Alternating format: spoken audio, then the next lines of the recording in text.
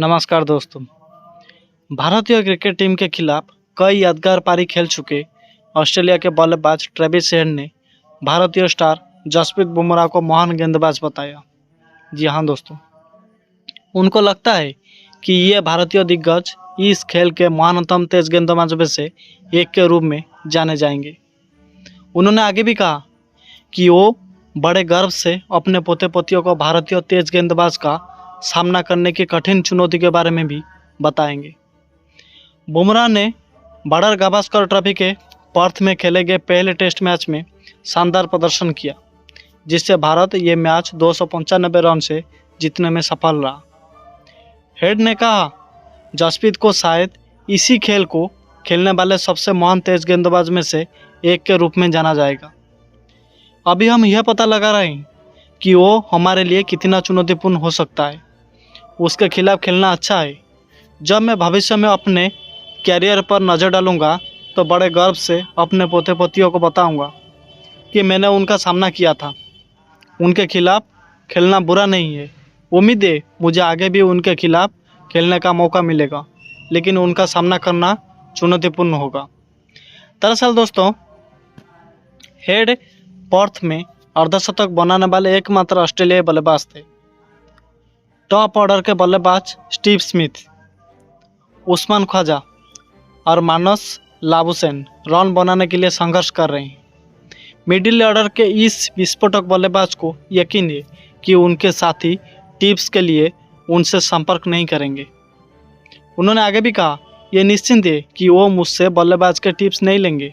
हर एक खिलाड़ी का खेलने का अपना तरीका होता है। अभी ऑस्ट्रेलियाई बल्लेबाजों का कहना है कि बुमराह जैसे जीनियस गेंदबाज का आखिर सामना कैसे किया जाए। दरअसल दोस्तों, जसप्रीत बुमराह इस गेंदबाज का नाम सुनते ही शायद कई बल्लेबाज संकोच में पड़ जाते होंगे। बॉर्डर गावस्कर ट्रॉफी के पहले टेस्ट में ही इस जीनियस गेंदबाज ने अपनी धार से बल्लेबाज को चारों खाने चित कर दिया। यह बात किसी से भी नहीं छुपी है कि ऑस्ट्रेलियाई बल्लेबाज के लिए बुमराह एक बड़ी समस्या है।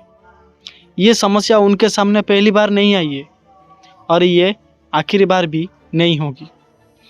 दरअसल दोस्तों, इसका अलावा ये भी स्पष्ट है कि बुमराह उनकी अकेले समस्या नहीं है। पिछले 7 टेस्ट मैच में आमिर जमाल, जाहिन शाह, आफरीद, मीर हमजा, समार Joseph, Alzarri Joseph, Matt Henry और बेन सोयर्स ने भी ऑस्ट्रेलिया के टॉप ऑर्डर को भी काफ़ी परेशान किया है। लेकिन दोस्तों, बुमराह के मामले में ये समस्या विशेष रूप से गंभीर दिखती है। पर्थ में बुमराह ने केवल मिचेल मार्श को छोड़कर ऑस्ट्रेलिया के शीर्ष 8 बल्लेबाज को आउट किया। उन्होंने पहली पारी में ऑस्ट्रेलिया के टॉप 7 में से 5 और दूसरी पारी में टॉप 6 में से 3 विकेट लिए। उनका सबसे ज़्यादा प्रभाव नई गेंद से था, लेकिन उन्होंने चौथी पारी में 89 रन की निजी स्कोर पर खेल रहे ट्रेविस हेड को तब आउट दिया जब गेंद 38 ओवर 5 बॉल पुरानी थी। उन्होंने ओवर विकेट से दाएं हाथ के बल्लेबाजों और राउंड विकेट से बाएं हाथ के बल्लेबाज को आउट किया। अपनी धारेदार इन स्विंग और आउट स्विंग गेंदबाज से बुमराह ने बल्लेबाज के नाक में दम कर रखा था। ऐसे में दोस्तों, सवाल ये उठता है कि एडिलेड टेस्ट से पहले ऑस्ट्रेलियाई बल्लेबाज बुमराह की जो विध्वंसक का समाधान कैसे निकाले। दोस्तों, 2005 में एडम गिलक्रिस्ट को एड्यू फ्लिस्टॉफ, जो कि उनका समस्या थी, विशेष रूप से जाना जाए तो फ्लिस्टॉफ की राउंड विकेट गेंदबाजी जो गिलक्रिस्ट को काफ़ी परेशान कर रही थी। फ्लिस्टॉफ ने 2005 में उन्हें सभी प्रारूप में 6 बार आउट किया, जिसमें एसएस में 4 बार शामिल था। 2006 में और 2007 में एसएस से पहले गिलक्रिस्ट ने अपनी बल्लेबाजी कोच बॉब मिलमैन से मदद ली, जो कि मिलमैन ने एक अनोखा तरीका अपनाया। उन्होंने अपने इनडोर क्रिकेट नेट्स में एक गेंदबाजी मशीन को राउंड विकेट से इतनी चौड़ी स्थिति में लगाया कि मशीन की टांगें जो कि साइड नेट को छू रही थी। उन्होंने गिलक्रिस्ट को नए गेंदबाजी मशीन के हाई स्पीड गेंदों से भी प्रैक्टिस कराई। इसी प्रयास का परिणाम ये हुआ कि गिलक्रिस्ट उस सीजन में फिलिस्टे के खिलाफ आउट नहीं हुए। दोस्तों, 2024 में गेंदबाजी मशीन आधुनिक बल्लेबाज के लिए पुरानी चीज़ बन चुकी है। जहां गिलक्रिस्ट जैसे खिलाड़ियों के लिए ये तैयारियां का अहम हिस्सा थी। वहीं आज के बल्लेबाज इस तरह का अभ्यास नहीं करते हैं। ऑस्ट्रेलियाई बल्लेबाज बुमराह की समस्या को हल करने के लिए नेट्स में कोच और नेट बल्लेबाज की मदद लेते हैं व गेंदबाज की मदद लेते हैं। इसमें सबसे बड़ी समस्या यह है कि बुमराह जैसे एक्शन से उन्हें कोई गेंदबाजी नहीं कर पाए। ये लगभग असंभव है। उनकी गेंदबाजी का अंदाज़ा अद्वितीय है। बुमराह के खिलाफ सबसे बड़ी चुनौती उनकी गेंद की अपरंपरागत स्विंग और उनकी जो एक्शन की विशिष्टता है। बल्लेबाज का कहना है कि उनकी इन स्विंग और आउट स्विंग में अंतर कर पाना बहुत मुश्किल है, क्योंकि उनका सीम प्रोजेक्शन जो कि स्विंग प्रेजेंटेशन लगभग एक समान रहता है। ऑस्ट्रेलिया के बल्लेबाज के लिए बुमराह के खिलाफ रन बनाने की योजना बनाना बहुत ज़रूरी है। कोच एड्यू मॉडर्नलैंड ने पर्थ में हार के बाद कहा, केवल डिफेंस करने के बजाय ये सोचना होगा कि बुमराह के खिलाफ रन कहाँ बनाए जा सकते हैं। ये हमारा तरीका होगा। दोस्तों, ऑस्ट्रेलिया के बल्लेबाज के लिए ये चुनौती बनी हुई है कि नेट्स में सही तैयारी कैसे करें और बुमराह जैसे गेंदबाज के खिलाफ रन बनाने की रणनीति कैसे तैयार करें। सोमवार को ट्रेविस हेड ने कहा, जब मैं गेंद को कड़ी नज़र से देखने की तैयारी करता हूं और मानसिक रूप से तरसता रहता हूं, तभी मैं सबसे अच्छा प्रदर्शन कर पाता हूं।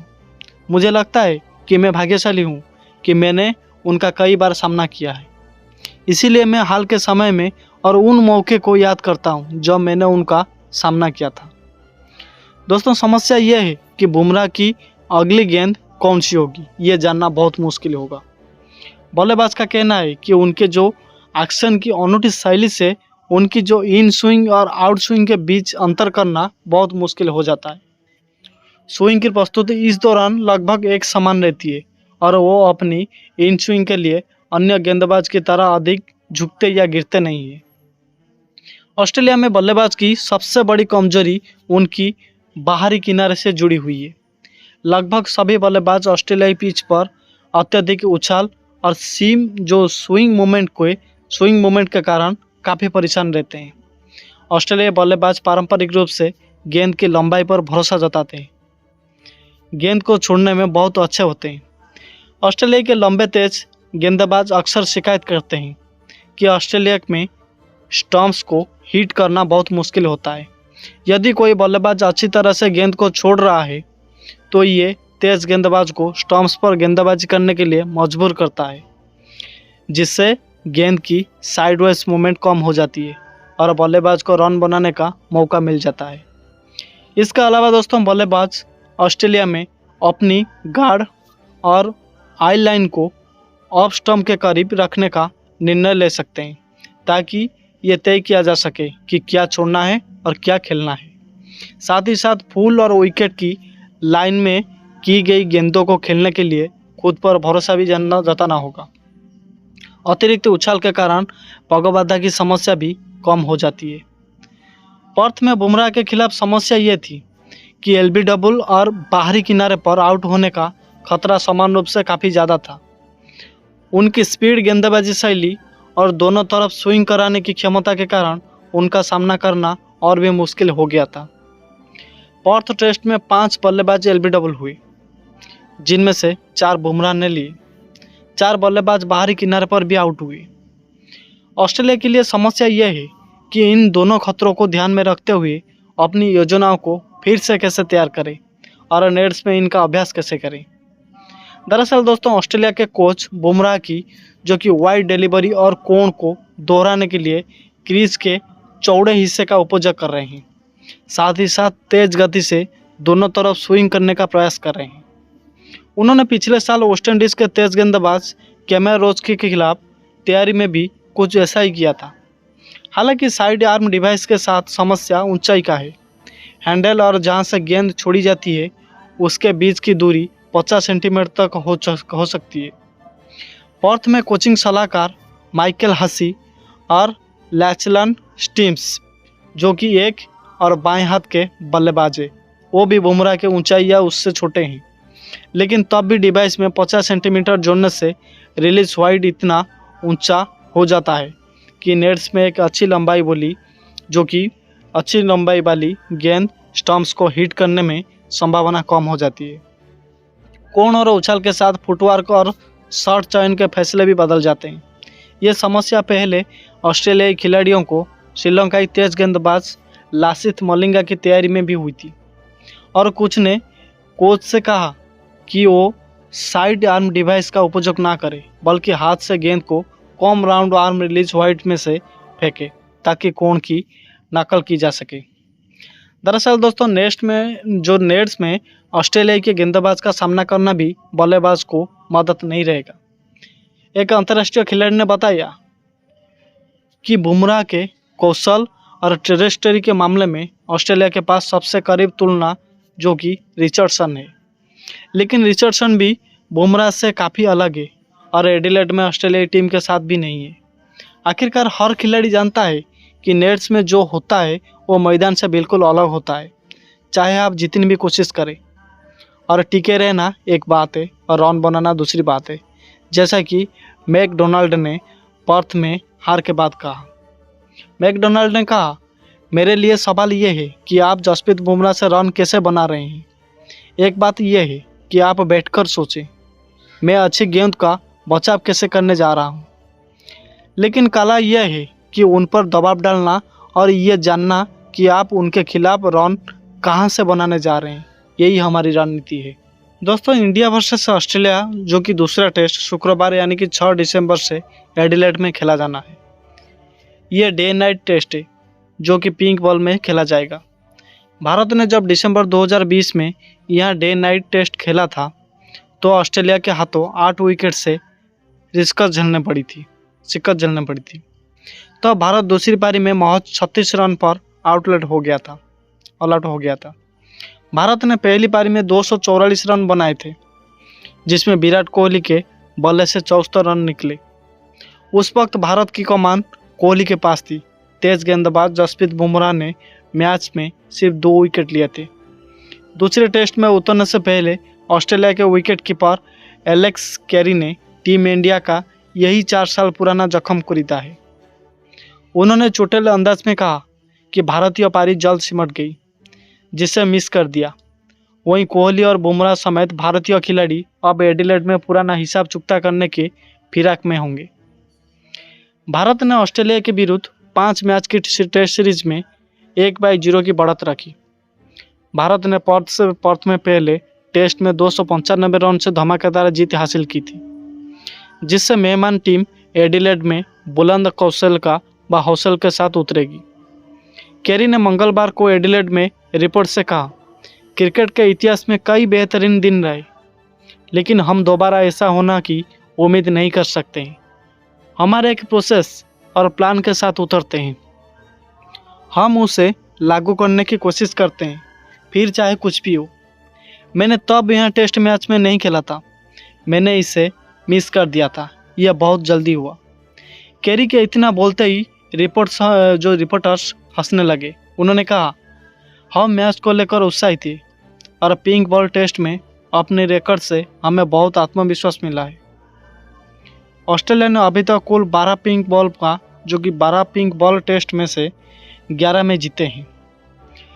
दोस्तों, क्या पिंक बॉल टेस्ट के आंकड़े ऑस्ट्रेलिया को भारत के खिलाफ एडिलेड में जीत का दावेदार बनाते हैं? कैरी ने इस पर संतुलित जवाब दिया। उन्होंने कहा, मैंने यकीन से नहीं कह सकता, हम काफ़ी कॉन्फिडेंट हैं और मुझे यकीन है कि भारत पर्थ में अपनी जीत से आत्मविश्वास से भरा होगा। ये एक शानदार मुकाबला होगा।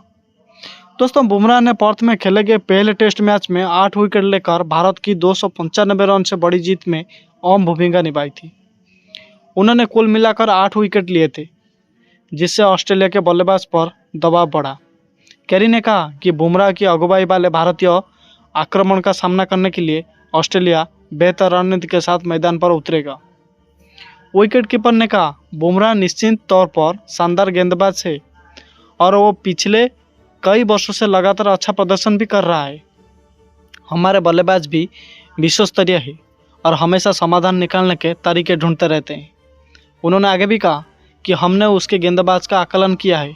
उम्मीद है कि हम उसके पहले दूसरे स्पेल का सामना करने में सफल रहेंगे। हमने पहले टेस्ट मैच की दूसरी पारी में देखा था कि किस तरह से ट्रेविस हेड ने जवाबी हमला किया था। कैरी ने कहा, हमें अपने बल्लेबाज पर पूरा भरोसा है। हम केवल बुमराह ही नहीं है, उनके अन्य गेंदबाज का सामना करने के लिए तरीका भी ढूंढ लेंगे। दोस्तों, भारत पहले टेस्ट मैच में कुछ नए गेंदबाज के साथ उतरा था और उन्होंने भी अच्छी गेंदबाजी की थी।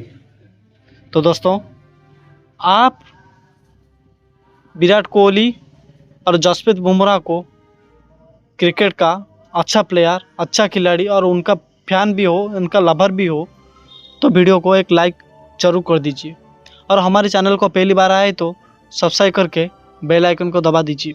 धन्यवाद दोस्तों। जय हिंद।